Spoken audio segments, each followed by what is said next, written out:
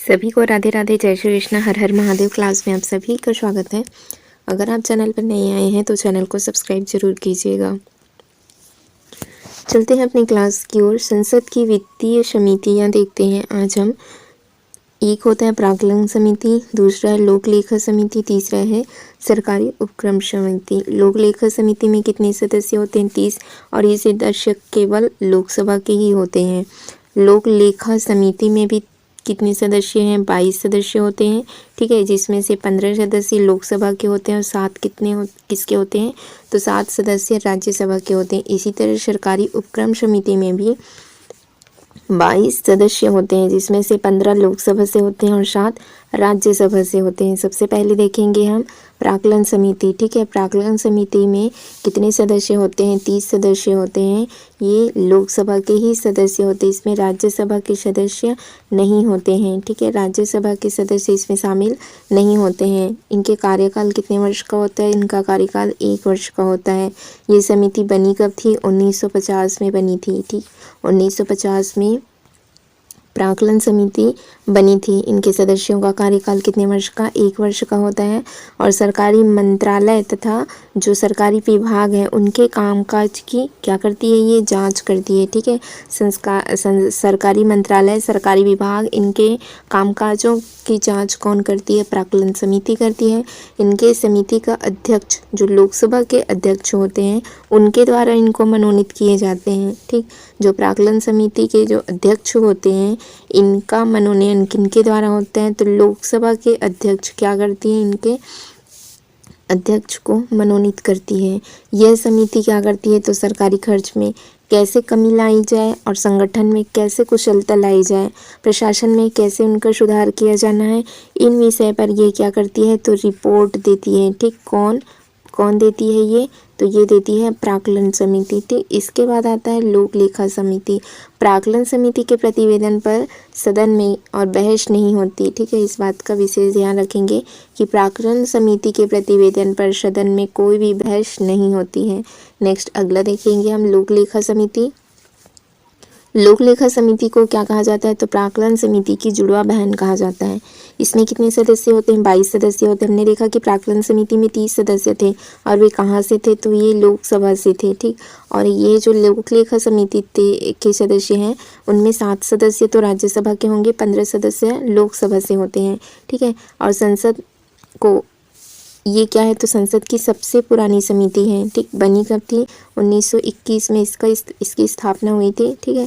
1921 में। इस समिति का कार्यकाल भी कितने वर्ष का होता है? 1 वर्ष का होता है। और इनके अध्यक्ष को भी लोकसभा के अध्यक्ष के द्वारा ही मनोनीत किया जाता है। यह समिति का अध्यक्ष विपक्षी दल का नेता होता है, ठीक है। जो इस समिति का अध्यक्ष होता है वो विपक्षी दल का नेता होता है। लोक लेखा समिति में राज्यसभा सदस्यों को सह सदस्य माना जाता है और उन्हें मत देने का अधिकार नहीं होता है, ठीक। अब नेक्स्ट अगला आएगा फिर लोक लेखा समिति के बाद लोक लेखा समिति के कार्य देख लेते हैं।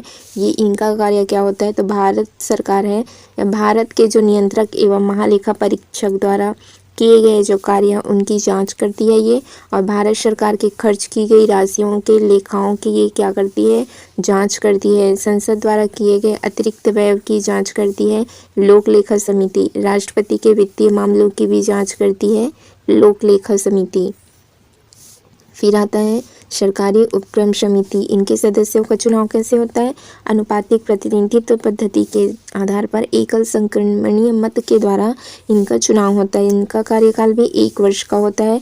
इसमें भी 22 सदस्य होते हैं, जिसमें से 7 राज्यसभा से होते हैं, 15 सदस्य लोकसभा के होते हैं।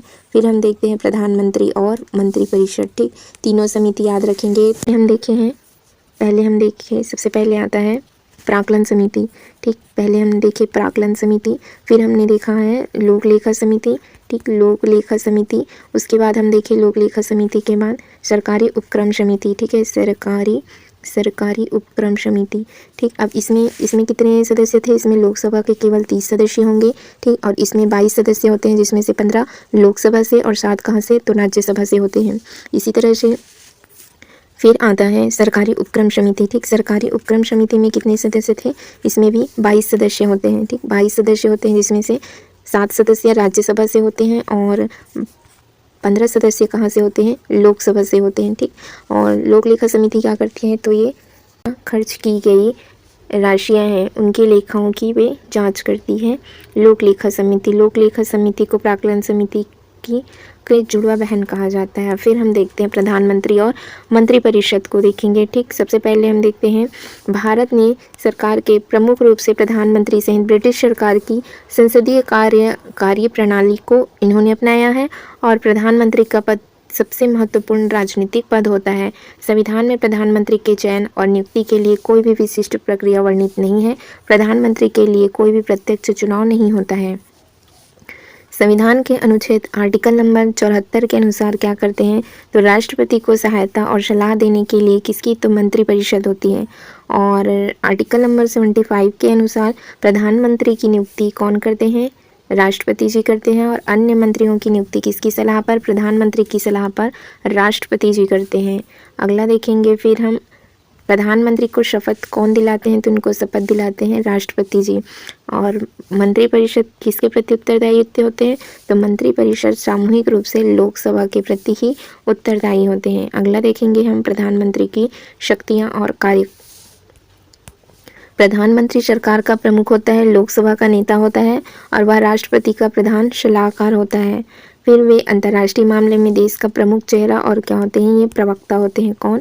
पीएम, ठीक है। और प्रधानमंत्री मंत्रिपरिषद का प्रमुख होने के नाते वे क्या करते हैं? तो राष्ट्रपति द्वारा नियुक्त किए जाने वाले मंत्रियों का चयन करते हैं, ठीक। और मंत्रियों को वास्तव में किसके द्वारा? तो प्रधानमंत्री द्वारा ही चुना जाता है, ठीक, क्योंकि प्रधानमंत्री ही तय करती है कि किन्हें किन्हें मंत्री बनाना है। फिर नियुक्त कौन करते हैं? उनको राष्ट्रपति जी करते हैं। जब तक प्रधानमंत्री के विश्वास पात्र रहते हैं तब तक ही मंत्री पद पर बने रहते हैं और प्रधानमंत्री ही क्या करते हैं? तो मंत्रियों के बीच में विभागों का वितरण करते हैं। प्रधानमंत्री कैबिनेट की बैठकों की क्या करते हैं? अध्यक्षता करते हैं और उसकी कार्यवाही का संचालन भी पीएम ही करते हैं। प्रधानमंत्री की सलाह पर राष्ट्रपति के सत्र का क्या किया जाता है? आह्वान किया जाता है और सत्रावसान भी इन्हीं के सलाह पर होती है। यहाँ तक कि लोकसभा को भंग भी कर सकते हैं, ठीक है। किसकी सलाह पर? प्रधानमंत्री की सलाह पर। करते कौन है? राष्ट्रपति जी करते हैं। अन्य देशों के साथ में सभी अंतर्राष्ट्रीय समझौते और संधियां प्रधानमंत्री की सहमति से ही संपन्न होते हैं। प्रधानमंत्री क्या होते हैं? लोकसभा का नेता होता है।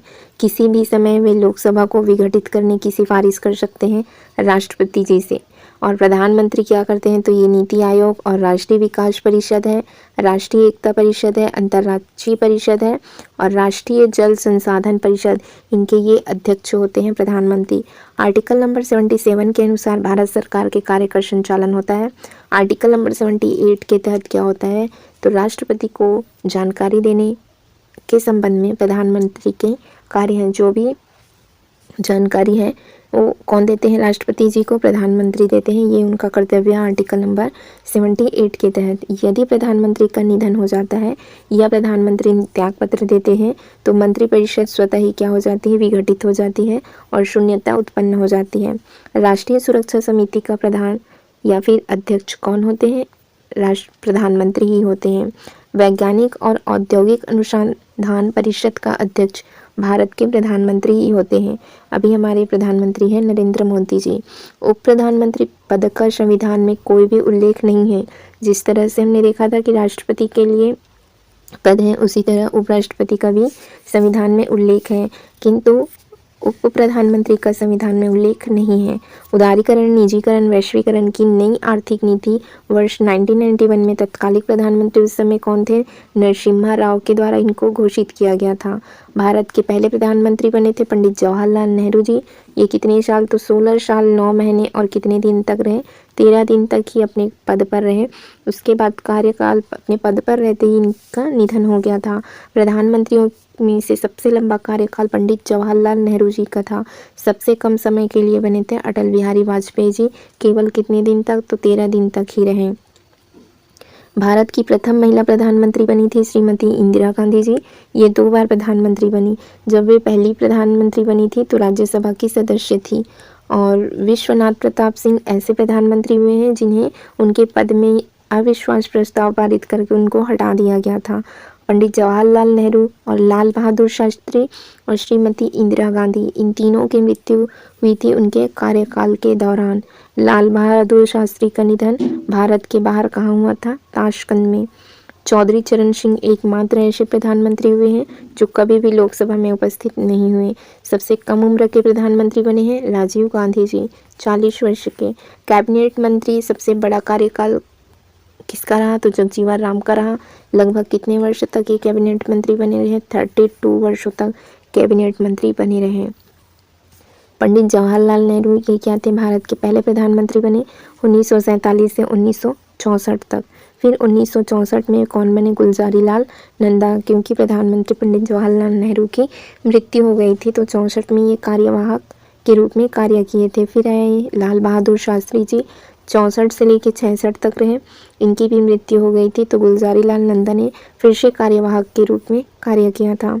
फिर इंदिरा गांधी जी बनी थी 1966 से 1970, 1970 से 1979 तक कौन रहे? मोरारजी देसाई। फिर चौधरी चरण सिंह बने थे 1979 से 1980 तक। फिर इंदिरा गांधी जी बनी 1980 से 1984 में, इसी दौरान इसकी मृत्यु हो गई।